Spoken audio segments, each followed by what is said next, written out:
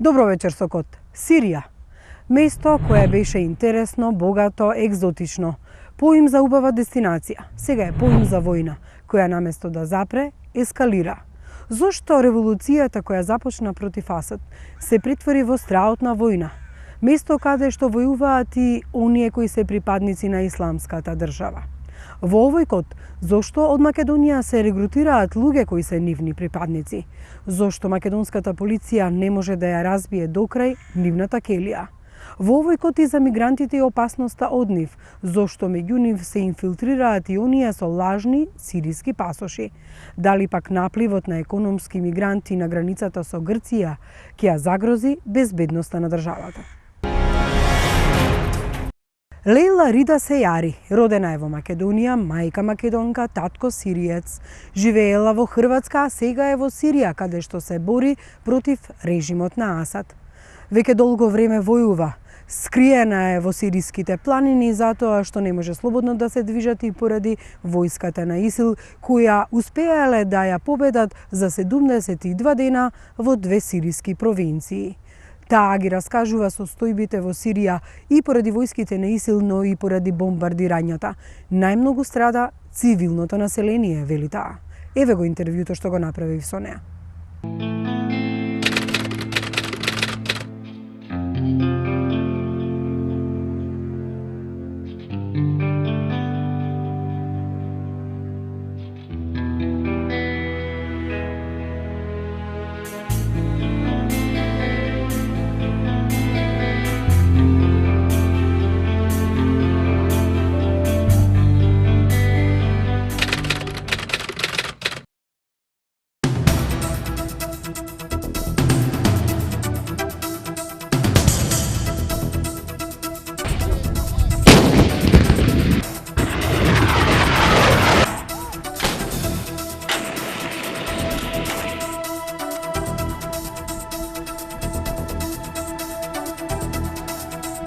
Ja sam u Siriju došla pošto mi je otac Sirijac nekoliko godina prije revolucije.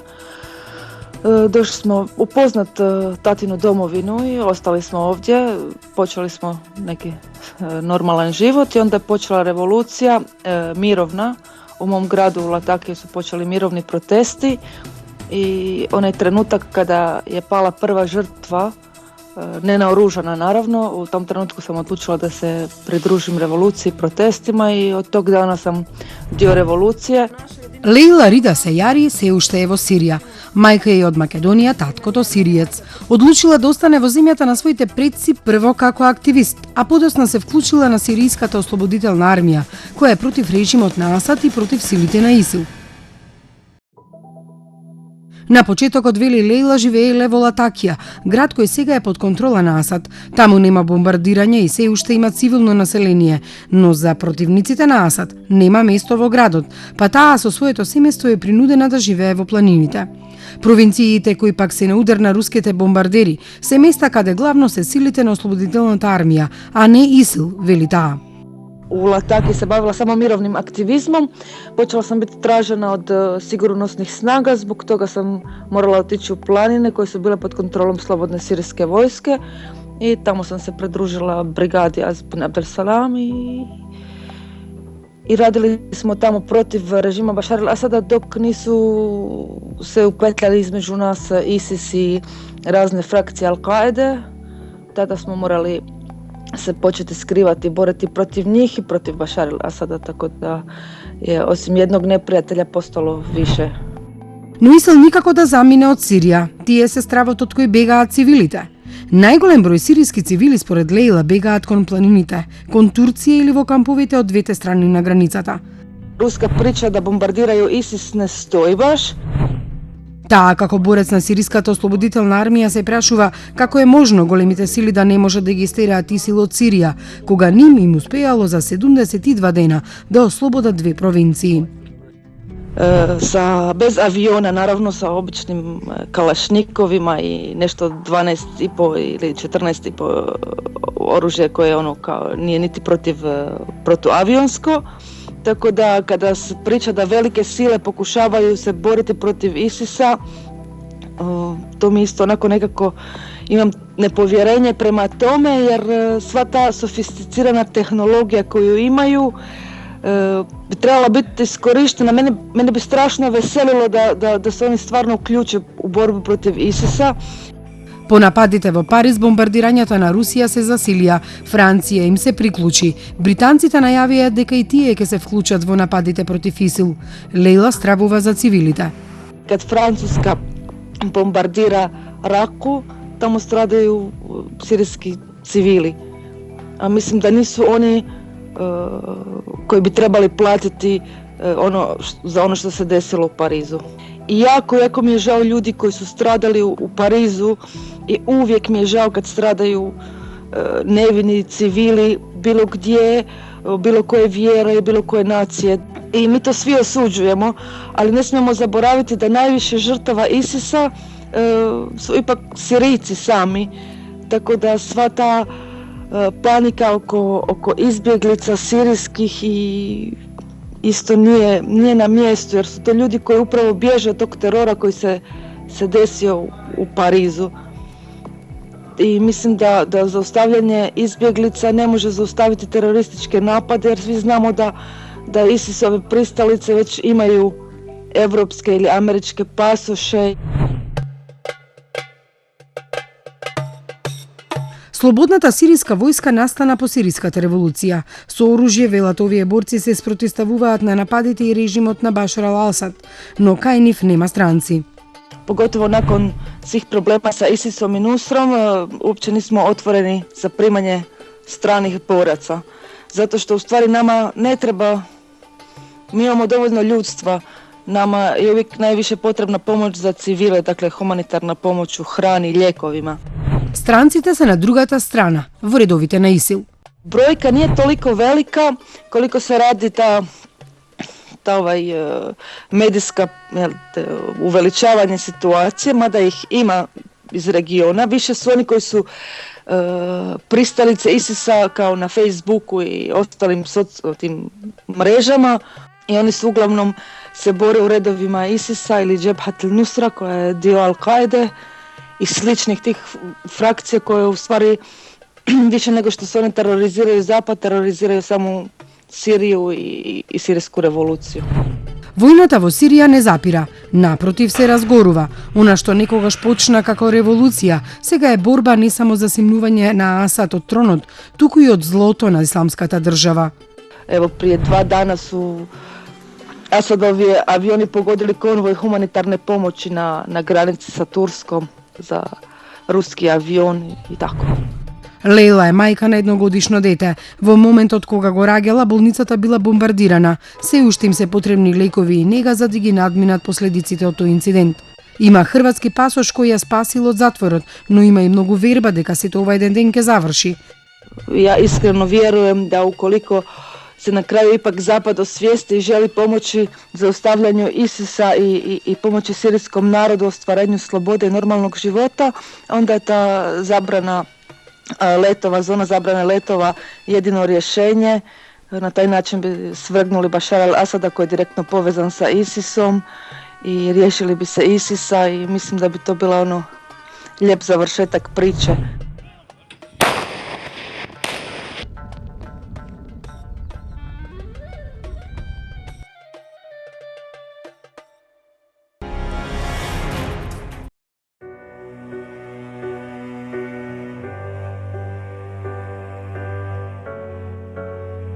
Македонската јавност во тоа време не знае многу за случувањата за Сирија.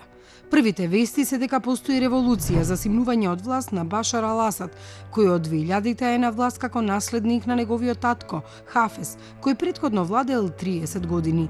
Но првиот аларм се вклучи кога во земјава стасаа вести дека загинале борци кои се по потекло од Македонија. Јас пред да одам никога немам комуницирано од нив, туку ко резултат на една таква трагедија, значи во Скопјанец кој го знаеме, почитуван оџа, многу почитуван во кругот, он загина во Сирија. Како се разгоруваа битките во Сирија, така се зголемуваше бројот на загинати од Македонија. Еден од нив беше Имерни Метула, загина пред 2 години. Неговиот татко не сакаше многу да зборува. Ја знам колку знаете ви, толку знам ја. Не знаеме дека е каде, не. А колку време му имавте слушнато глас? 3 месеци. Од тогаш до денеска, според неофицијални информации од безбедносни извори на сириските боишта, загинале 25 лица од Македонија.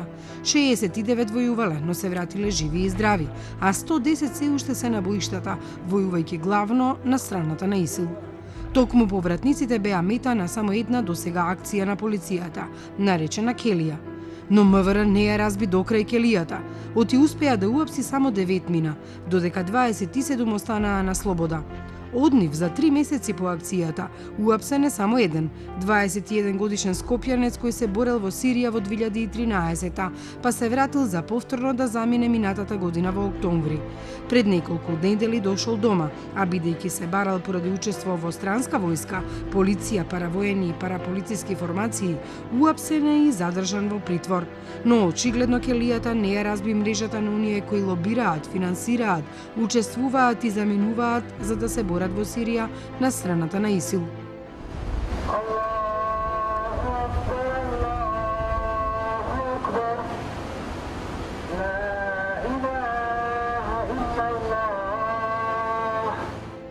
Тутунсу заедно со Јаја Пашината џамија се обележени како места каде се проповидало, вербувало, заговарало за минување на борци за Сирија. Меѓу апсените беше и оџата на овие две џамии, Реджеп Мемиши. ИВЗ веќе подолго време апелираше дека тие џамии не се под контрола. Поглаварот на исламската верска заедница долго време укажуваше, јавно укажуваше на проблемите со кои се соочува и државата или државните институции без било каква образложена причина тие го игнорираат тој проблем, тврдејќи дека верските заедници се самостојни, независни, дека тие верски објекти се надвор од контрола, што на држава што апсолутно не е точно. Но се покажа дека треба, ако има било какви активности кои што се спротивни на уставот, на законите, треба сигурно да се вклучи и државата со своите институции. Поглаварот на ИВЗ Реисот Сулејман Реджепи постојано нагласува дека ИВЗ не трпи радикализам, но оние кои заминале по тој пат сметаат дека не се муслимани. Но попусти се апелите на ИВЗ, патот кон Сирија не е тежок. Се тргнува од Скопје преку Западна Европа. Оттаму купуваат карта за Истанбул. Првата станица е Килис, град на југоисточниот дел на Турција, на самата граница со Сирија. Оттаму се прифаќаат за во редовите на ИСИЛ. Овој македонски пасош беше доказ дека има борци на ИСИЛ од земјава, а кога код во 2013 се обиде да влезат во трагот на оние кои регрутираат војници, веднаш остваривме контакт. На мрежата добивам порака од друг корисник. Ми вели, знам што те интересира и може нешто да ти кажам. Идентитетот му е скриен, но успеавме да договориме состанок во Скопје. Ми вели дека неговата задача како муслиман е да им помогне на како што вели своите браќа во Македонија, браќата кои од Западна Европа тргнале на пат кон Сирија за да се борат против режимот на Башар ал-Асад. Последната задача му била 2 недели пред нашата средба. Тројца браќа од Данска и од Холандија стигнале во Скопје, а тој им помогнал да купат карти за Истанбул, од каде продолжувале кон градовите Газианте, Килис. Веле дека во Сирија, во близина на поголемите градови има кампови каде ги проверуваат западните муслимани, дали се добри познавачи на Куранот и дали се подобни да се вклучат во борбата. Македонски граѓани не пренесувал и не можеше да помогне дали јас може да го најдам патот дотаму. Вели дека по заканите за интервенција во Сирија нагло паднал бројот на луѓе кои одат во тој правец преку Македонија.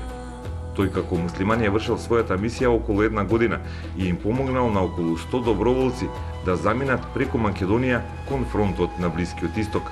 Имали групи од по 20 на одеднаш, на кои им помагал со снаоѓањето во Скопје. Ми даде неколку линкови за повеќе информации за Сирија и си замина. Потоа видов дека ми избришал од листата Facebook пријатели. Не заминавме за Сирија, но човекот кој е контакт за многумина кои заминале не е воопшто измислен, туку реален и познат на службите за безбедност. Тие што учествувале, што се обучувани на боиштата во Сирија, Афганистан или Ирак, тие представуваат сериозна безбедносна закана секаде каде што се враќаат. Проценка е дека така наречени спијачи, обучени луѓе, ги има секаде во сите европски држави, но најмногу во државите од кои што се регрутира поголем број на борци на ИСИЛ.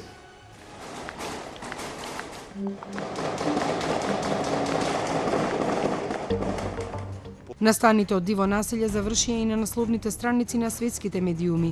Во акцијата полицијата изгуби 8 полицајци, повеќе од 40 повредени, но терористите главно беа домашни или увезени од Косово. Имаше еден од Хрватска, еден дошол дури од Германија, а имаше и албански државјанин. Но за ниту еден од нив, а беа вкупно 41, полицијата немаше сознание дека се борци или повратници од Сирија. Но неодамна јавно на трибина во Љубљана лидерот на СДСМ Зоран Заев посочи дека терористите во Париз и оние во Куманово имаат нешто заедничко. Што се случи? Еден дел од тие луѓе кои што легоа во центарот на Куманово, вториот по големина град во Македонија, се луѓе повратници од Сирија. Луѓе кои што се бореле таму, како што најверојатно се исто така повратници тие луѓе што направија терористички акти во Париз. Претходно Заев тврдеше дека диво населје е подготвено сценарио од страна на власта за да се создаде меѓуетнички конфликт. Кот го праша министерот за внатрешни работи Оливер Спасовски, кој е од партијата на Заев, дали може да ги потврди наводите на својот лидер, но тој не упати одговорот да го побараме лично од Заев. За Тилма Зоран Заев објаснува дека не го сменил ставот за кумановските настани. Според него терористите се среќавале со македонски служби, биле охрабрувани од представници на македонската влада, а нивната инспирација била од етнички причини, тврди за Тилма Заев, но нема објаснување кои од нив се повратници од Сирија. Дали меѓу терористите од диво населје имало и од оние кои беа уапсени во акцијата Келија? Ова прашање му го поставивме на тогаш актуелниот, а сега министер за замена Митко Чавков. Дали вакцините, обиединете вакцините во акцијата Келија имале контакти со кумановската група, со некои припадници на кумановската група, дали натаму насочени страгата, дали е проверено? Од овие докази со кои располагам во моментот немаме таква потврда. Меѓутоа, еве да изчекаме со доказите кои денеска се прибавени преку претресите дека може да добиеме дополнителни продлабочни информации.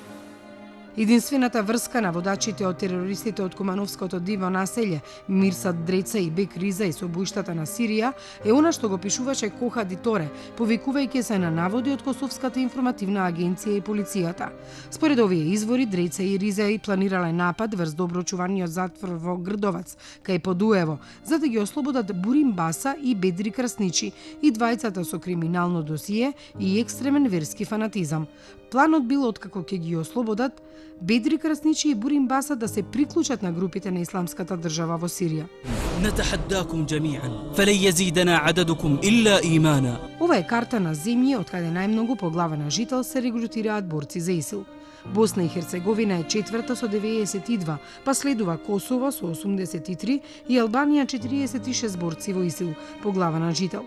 Податоците станаа вознемирувачки кога Западот ја виде Белгија како водечка европска земја со 42 борци за ИСИЛ по глава на жител од земјите во Европската унија. Шведска има 32, Данска 27, а Франција 18. Македонија нема официјален број на борци по глава на жител, но судејќи според името на полициската акција започната во август, постои Келија, која брои сега 26 луѓе, но освен бројот не е познато ниту каде се, ниту што прават. Војуваат во Сирија или врбуваат нови соборци во Македонија.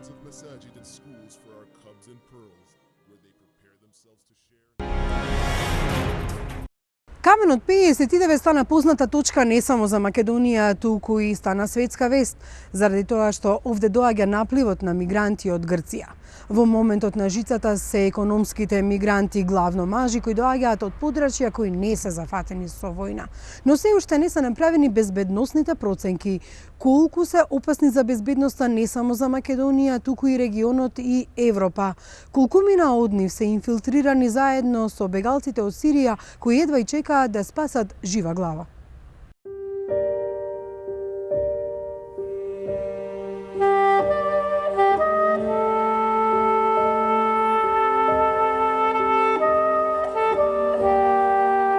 Секојдневни слики, луѓе кои одат, бегаат, луѓе кои ја барат својата цел, илјадници бегалци од војна и од сиромаштија, но највпечатливи се реакциите на децата и реакцијата на возрастните кои од сигурна, безбедна Македонија им помагаат на бегалците. Мустафа Даути преку хуманитарната организација Хилал на ИВЗ постојано е на терен соочен со сликите на екзодусот долж Балканската рута. Вели најмногу се сеќава на 2-годишно дете кој било оставено да спие во кампот, а брачната двојка, која го донела до Гевгелија и го представила како свое чедо, заминала кон Западна Европа. 2-годишното останало сладко да спие, но само. Во моментот не можеа да му ги најдат родителиве. Детето спиеше, прилично колку години не знам, мислам дека 2, се фатиме за збор сега. Само тоа беше нешто болно што го доживеав. Има деца што ги носат можне, значи претпоставувам, и луѓе што значи не се нивни родители, него само да им помогнат да ги донесат. Значи некој сигурно им верувал што им ги дал тие деца само за да ги спасат, нели? Филозофијата на Мустафа е како на други луѓе од Македонија. Човечки е да се помогне. Никој не сака ни себе да го гледи во таква позиција. Но поголема група на луѓе останаа на граница. Проценето е дека станува збор за економски мигранти, а не бегалци од војна. Се почна пред 10 дена кога Словенија ја известила Хрватска дека нема да прифаќа луѓе од Африка, Бангладеш, Пакистан, односно од земји каде нема судири. Таа едностранна одлука на Љубљана се прошири низ целата Балканска рута. Според известувањето кое што го имавме од земја членка на Европска Унија, од Хрватска, како Република Македонија, така и Србија, во кое што ни беше назначено дека нема да ги примаат лицата кои што се економски мигранти, кои што тргнале кон западноевропските земји од економски причини, а не од безбедносни причини, поточно не се бегалци. Ние презедовме мерки како Република Македонија за пропуштање на бегалците низ Република Македонија и немаме во моментов акумулација на наша територија. Сликите на курдите кои си ги зашие устите и протестираа со глад поради стопирањето на нивниот пат кон запад, повторно Македонија ја направи позната во светот. Државите наместо заеднички да ги носат одлуките, решаваа сами. Една држава кажува ќе ги блокираме, значи нема да ги оставиме да влегуваат, друга така, трета држава ајде да ги отвориме границиве. Значи една турбулентна ситуација. На граница кај Евгелија остана и мароканци, сомалици, жители на Гана, пакистанци. Во моментов се некаде околу 2000 лица кои што знаеме дека прават проблеми, дека се нестрпливи, сакаат да го продолжат нивниот пат кон западноевропските земји. И Даути ги гледа актуелните слики. Вели дека приоритет треба да се оние што бегаат да ја спасат главата, ама треба да им се помогне на некој начин и на економските мигранти. Сите што бегаат од тие земји на некој начин си имат маки. Поради задржувањето на економските мигранти, низ Македонија повторно почна да се појавува нелегално преминување на границата, криумчарење на мигранти. Хелсиншкиот комитет регистрирал дека двајца мароканци биле ограбени минатата недела.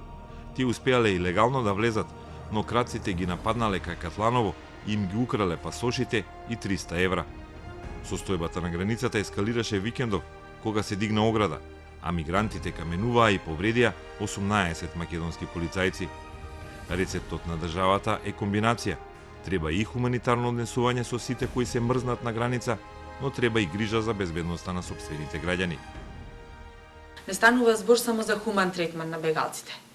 Знаеме дека Република Македонија на изминативе месеци беше многу хумана и буквално најхумано на рутата се однесуваше кон бегалците. Станува збор и за безбедносен аспект на оваа криза. Пред се, ние мора да си ги заштитиме граѓаните на Република Македонија, нивната безбедност, нивниот интегритет, па хумано да делуваме кога се во прашање бегалците и мигрантите. А безбедносните проверки на реките луѓе одеднаш станаа многу важни, откако се случи Париз.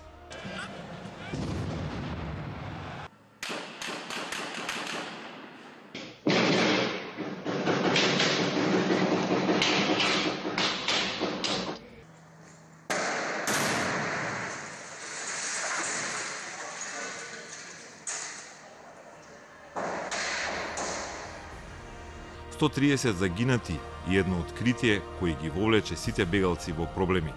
Еден од терористите самоубийци, за да стигне до Париз, ја минал балканската рута. Како бегалец, проверката покажала дека ваков документ е најден до еден од терористите. Oui, en tout cas, pour l'un d'entre eux, nous avons eu une identification très rapide et nous avons effectivement répercuté à tous les pays qui avaient été traversés. Tout le monde a confirmé et nous avions la photocopie de son passeport. Францускиот полицаец Стефан Кир работи во Загреб и како аташе е задолжен за контакти со балканските полиции. И тој учествувал во потрагата по информации за стравичните париски атентати. Le problème du terrorisme, c'est qu'il y a simplement un risque. Pour l'instant, nous n'avons eu que, évidemment, 2 cas, mais les conséquences de ces actes criminels sont considérables. Грција, Македонија, Србија, Хрватска. Тоа е рутата по која минал сириец за кого сега предпоставките се дека бил меѓу париските терористи. Ono što je istina, a to je da potvrda da je određena osoba prošla kroz Republiku Hrvatsku, zapravo se potvrdilo i sljedeće, a to je da nije bila u nikakvim evidencijama koje bi bile razlog za njeno zadržavanje, to znači da je bio na evidenciji kao ekstremista, onda bi bio sigurno i zadržan od strane Republike Hrvatske, a vjerujem od svake druge zemlje koja bi taj podatak imala. После случувањата во Париз имавме барања, претражувањата покажа дека поминале 4 лица со исто име и презиме, меѓутоа идентитетот не може да биде потврден. Дали се тоа луѓето кои учествувале во едни такви активности? Évidemment, le problème des passeports, je vous disais tout à l'heure, des faux documents, c'est que le passeport syrien est beaucoup contrefait, car c'est un passeport qui permet d'avoir un statut de réfugié politique. Но ова не го зборуваат само функционерите. За фалсификувани сиријски пасоши зборуваат и многу од бегалците кои минуваат низ Македонија. Проверките се тешки. Некогаш е многу лесно да се утврди дека станува збор за фалсификат. Кај Гевгели имало доста африканци, црнци кои имале фалсификувани сиријски пасоши. Потребна е и регистрација на бегалците, но и брза безбедносна проверка преку краток разговор со луѓето кои влегуваат во државата. А некогаш кај Гевгелија е тешко да се утврди и датумот на раѓање на бегалците, бидејќи грците им запишуваат универзален роден ден. Станува збор не само за име и презиме, не само за дата на раѓање, која што би споменала во овој контекст дека во грчките документи е секогаш 1 јануари, без разлика на годината, туку и отпечатоци од прсти, идентификација како фотографија, но и разговор со лицето. Најголемите безбедносни и криминални ризици се тешки за откривање кога станува збор за големи групи од бегалскиот бран. Les problèmes de sécurité sont tous les problèmes qui sont liés à la gestion des flux. C'est-à-dire, il y a le trafic des êtres humains, il y a le trafic de faux documents, et il y a toutes sortes de trafics annexes qui peuvent effectivement se trouver, comme par exemple des infiltrations de terroristes. Париз донесе и нови проблеми. Многумина почнаа бегалците да не ги гледат како луѓе кои бегаат за да спасат жива глава, туку како терористи кои одат да убиваат на запад. Тоа е голем проблем за полициите. но мора да има проверки. Da napokon dođemo do situacije da osim samog registriranja ili brojenja koliko je netko ljudi registrirao, postignemo i to da takvi podaci budu zajednički korišteni i da se zaista može vidjeti ko je izbjeglica i da li među njima ima eventualno sumnjivih osoba. Податоците се разменуваат. Државната секретарка Илиевска како представник на Македонија секојдневно добива графикон со статистика, каде колку бегалци има.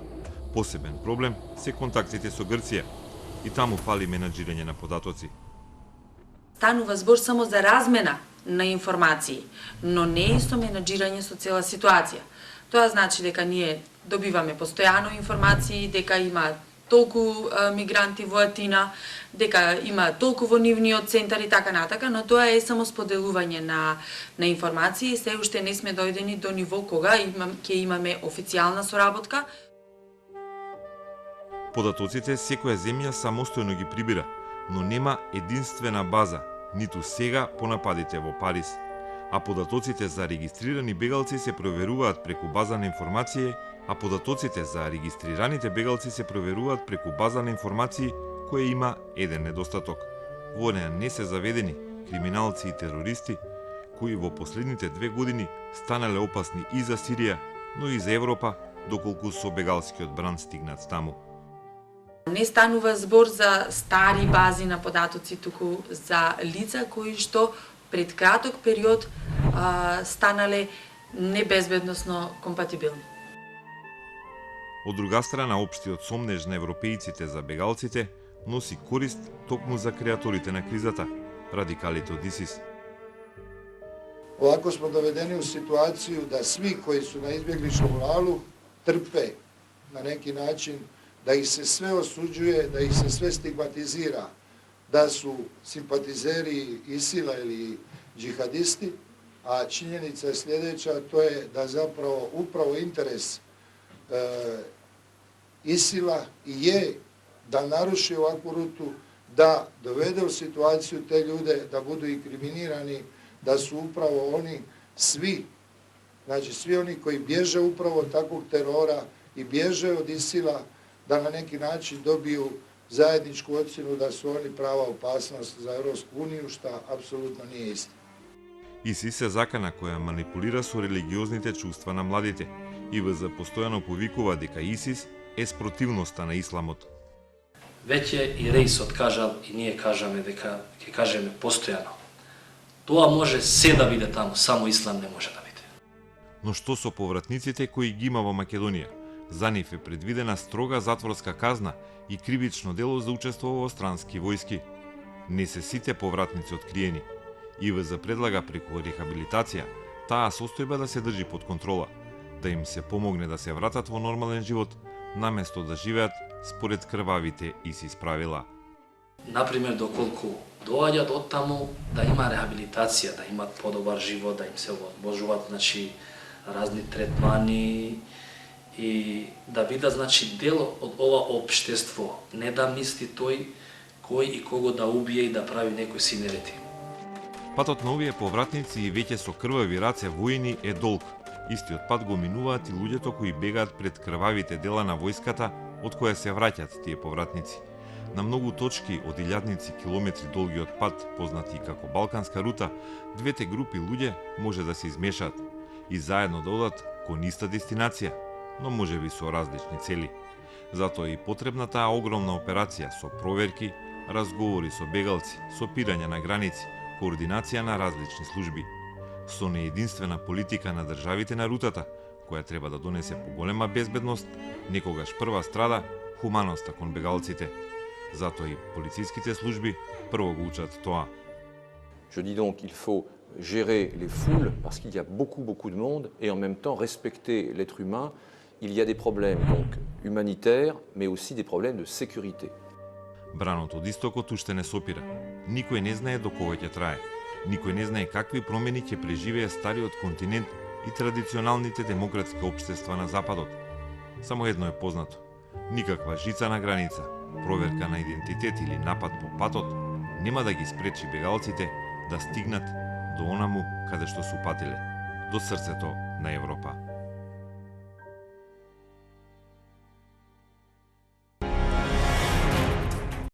Екстремизмот на Балканот е насловот на репортажата која подготвија колегите од Гласот на Америка на македонски јазик. Тие зборуваат за екстремизмот во Босна и оној на Косово, генерално во регионот. Во 1993 година во Босна беа познати бригадите на муџахедините. Толкму еден од нив говори во репортажата. Ова е најновото видео за регрутирање на исламската држава, чие што цел е Балканот, а за кој европските лидери беа алармирани. Ги повикува муслиманите да избегаат од неволите во нивните животи, со тоа што ќе се приклучат на екстремистите кои што се борат во Сирија. Ајман Дин е поранешен член на Ал-Каида, кој што се преобратил против радикалниот исламизам. Има видеа за да ги привлечат оние со желба за авантура, со прикази за битки, упади во непријателски бараки и брилјантност во акција. Многумина кои што отишле во Сирија и се вратиле велат дека величенственоста има краток живот. Го запознавме Амир, чие име не е вистинско, во Приштина. Инспириран да помогне на невините лица во граѓанската војна во Сирија, се приклучил на една од исламските паравојски за борба против силите на председателот Асад. Не можам да го порекнам верскиот фактор, но главната причина беше човечкиот. За мене, кога ќе видите вакво страдење, треба да сторите нешто. Популацијата на Косово е млада, половина од населението е под 25 годишна возраст. Невработеноста меѓу младите е на високо ниво, придонесувајќи земјата да биде погоден терен за регрутирање од страна на организации како Исламската држава. Скендер Пертеши од Центарот за безбедносни студии на Косово вели дека во Сирија заминале преку 200 жители. Друга причина зошто жителите на Косово се приклучуваат на конфликтот во Сирија е недостатокот на образовен систем во Косово. Амир е невообичаен случај. Со солидно образование, Мошне брзо се разочарал од она што го видел во Сирија. Очекував да видам организирана ситуација со хуман пристап. Тие повеќе се бореа меѓу себе отколку против диктаторот Асад. Решив дека не сакам да бидам дел од овие глупости. Но кога се вратил дома, бил уапсен и обвинет дека учествувал во терористичка организација. Имам 3-годишна забрана да патувам во земјите од Европската унија. Пасошот ми е одземен. Загубив бројни можности да го продолжам образованието. Заради ова загубив 3 стипендии. Кратко време откако се вратил, дознал дека лидерот на паравојската, каде бил член, бил убиен во борбите со една од опозиционите организации. Добивал смртни закани од други бунтовнички групи и не можел да најде работа. За секој кој што сака да оди таму, би му кажал дека ова е верски неприфатливо. Само им наштетува на муслиманите. Мојата порака е останете дома. Помогнете му на вашето семејство и на вашата земја.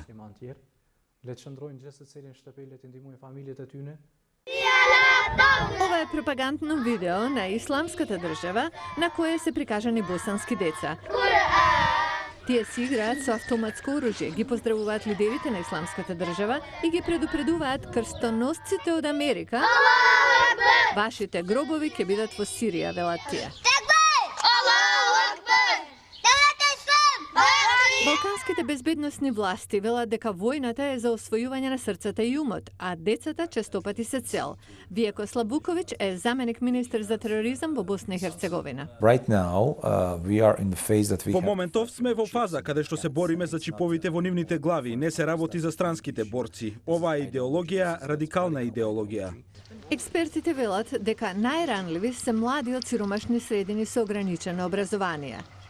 Поранешниот член на босанските муџахедини и Ал-Каида, Ајман Дин, вели дека пред 20 години радикалите ширеле пораки до мали групи, но интернетот го променил тоа. Сега би можел да проповедам, можам да направам видео и да го ставам тоа на интернет. Можам да ги нападнам дневните соби на илјадници, можеби на десетици илјади луѓе. Некои заедници возвратија.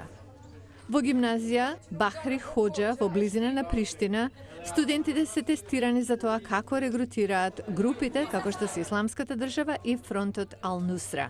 Дискусијата покрива стратегии на влијание врз младите луѓе и како учениците гледаат на овие кампањи. Скендер Партеши е од Косовскиот центар за безбедносни студии. Тоа е регионален проблем, регионална закана и регионален предизвик. Ни треба соработка од сите држави во регионот. Во Митровица, Косово, Имамот Енис Мама ги советува младите кои се во ризична група. Тој вели дека исламската заедница мора да игра позначајна улога во борбата против екстремизмот. Ние им објаснуваме дека секое човечко суштество има неколку проекти во текот на животот. Првиот мора да биде развојот и обновата на својата земја. Регионални експерти велат дека бројот на млади луѓе кои го напуштаат Балканот за Сирија во последниве месеци е намален, но дека програмите за преобратување и едуцирање на младите за опасностите од екстремизмот продолжуваат. Во септември 1993 исламистички борци зазедоа село близу градот Витез во централна Босна и погубија заробениците и повредените и ги запалија куќите. Една година порано борци од афганистанско-руската војна се прелеа во Босна за да го продолжат джихадот. Останатите, регрутирани од Северна Африка и Блискиот Исток, им се придружија. Айман Дин беше еден од нив. Многу од муџахедините во Афганистан се чувствуваа изолирано од онаа што се случуваше во Афганистан. Во војната во Босна видоа начин за канализирање на нивните джихадистички амбиции. Во 1993 година муџахедините официјално беа прифатени во босанската војска. Нивната бројка се зголеми на повеќе од 1500. Беа познати по бруталноста. Немо викти, како кој то најка е. I did witness, in fact, summary execution. Бев сведок на погубување на српски затвореници и да бидам искрен, сите беа четници, припадници на српската војска. Странски исламистички борци исто така ја довеле уште порадикалната салафистичка исламистичка идеологија во Босна. Во Босна видоа многу добра можност за ширење на радикалната интерпретација на исламот. Поголемиот дел босанци практикуваат умерена европска форма на сунитскиот ислам. По војната, неколку стотини борци останаа и се создадоа заедници во планините. Околу 200 борци од Босна се придружиле на исламската држава. Босна беше само епизода од долгата серија на конфликти кои што ќе се случуваат во исламскиот свет со цел да се направи калифат. Влијанието на муџахедините се чувствува во светот подолго од 20 години. Од нивните редови беше и Калид Шејк Мохамед, организаторот на нападите врз Саад од 11 септември. Терористичките напади во Франција ја вознемирија не само Европа, туку и светот. Се подготвуваат и дипломатски и воени планови како ќе се вршат нападите во Сирија против ИСИЛ. За жал, светските лидери не се во целост сојузници, но страда цивилното население во Сирија. Ви благодариме што и вечерва бевте со Код. Имајте пријатна вечер.